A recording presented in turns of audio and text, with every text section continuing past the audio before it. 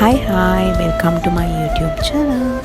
අද මම ඔයාලව එක්කගෙන යන්නේ නුවරඑළියේ තියෙන ස්ට්‍රෝබෙරි ෆාම් එකක් බලන්න. Now strawberries දකින්න වගේම ඒවා ඔයගලන්ට කඩාගෙන කන්නත් මෙතනදී පුළුවන්.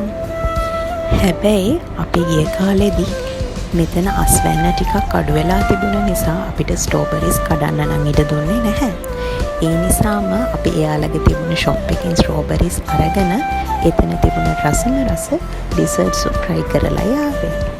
අපි නුවරඑළියේ දවස් 3ක්ම හිටපු නිසා ගෙනාපු ස්ට්‍රෝබෙරිස් නම් නරක් වෙලා තිබුණා.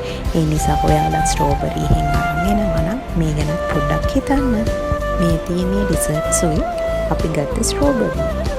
දැන් ඔයාලා දකින්නේ ෆාම් එක ළඟම එයාලා හදලා තියෙන ලස්සන ගාඩන් එක. නුවරඑළියේ වැවෙන ලස්සනම මල් වලින් එතන පෙරීලා තිබුණා.